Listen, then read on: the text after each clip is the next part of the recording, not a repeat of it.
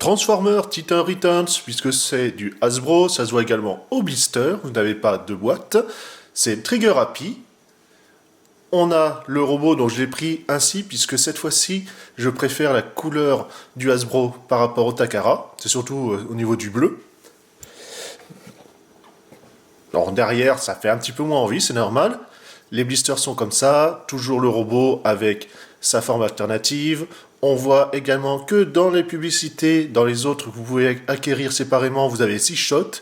Celui-ci me fait de l'œil. Peut-être on le retrouvera voilà, d'ici quelques mois sur la chaîne. Moi, je sors le cutter et je déblisterise tout ça. Le blister habituel. Nous retrouvons la carte, puisque maintenant, effectivement, ce n'est plus les Japonais qui ont la carte, mais on va dire reste du monde. Normal, puisque les specs y sont inscrites, alors que sur le Takara, version Japon, c'est sur la boîte. Donc, toujours assez sympathique. La notice pliée sexy. Mais bon, on a toutes les étapes, on devrait s'en sortir. Le robot en lui-même. Alors, puisqu'il est déjà sous cette forme, donc vous pouvez également voir la différence, c'est que eux, via le blister, sont en robot, alors que les Takara sont en véhicule.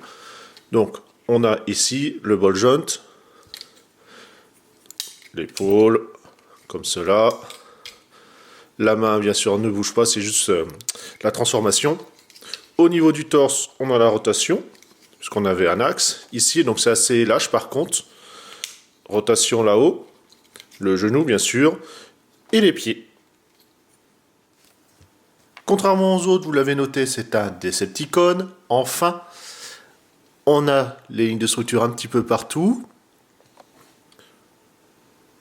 Donc toujours du détail. Bien sûr, les jambes creuses, on est habitué. Ici dans le dos, encore quelques lignes. Le visage sort énormément parce que c'est vrai que ce masque rouge, voilà, flash un peu, c'est pas mal, effectivement.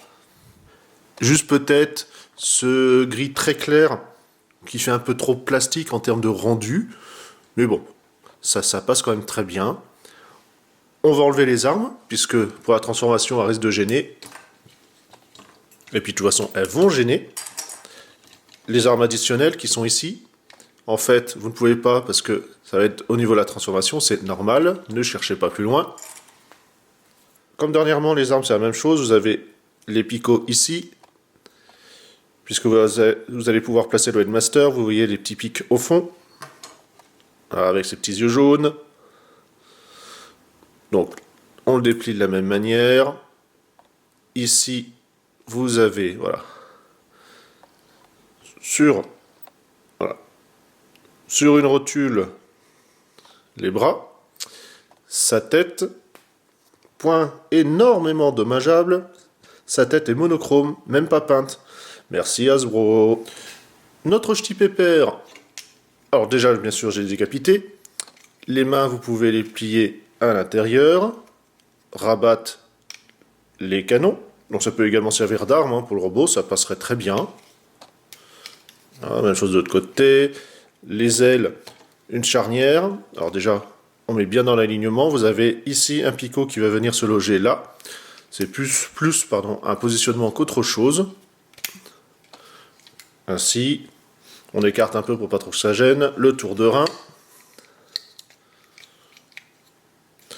On va également, voilà, vous allez pouvoir ici, grâce au picot, clipser les jambes, replier les pieds à l'intérieur, comme cela. Ici et là, ce sont des nouvelles charnières, donc on va déclipser là-haut, comme cela. Il est bien neuf, ça se sent, tant mieux. Après la bataille, ça fait un peu chauve-souris comme ça, mais bon. Autre charnière, on voit l'axe à cet endroit-là, donc on va basculer. Bon, ça, je vais le déplier parce que ça va un petit peu gêner. Pour la transfo, vous avez une autre articulation ici, et une rotation, donc carrément du torse en entier. Cette fois-ci, vous allez pouvoir clipser puisque vous avez les picots avec leur emplacement. Voilà. Comme ça. bien correctement. Au niveau des jambes, il faut les replier, comme cela. Puis on va tout ramener ainsi derrière. Donc vous avez à nouveau des trous avec les ergots ici. Voilà, bien placé. Donc forcément, on voit la colonne centrale, hein. Ici les cuisses. Maintenant, on va rabattre les parties sur les jambes, qui sont devenues des réacteurs. On clipse. Alors là aussi, c'est plus un système de positionnement qu'autre chose.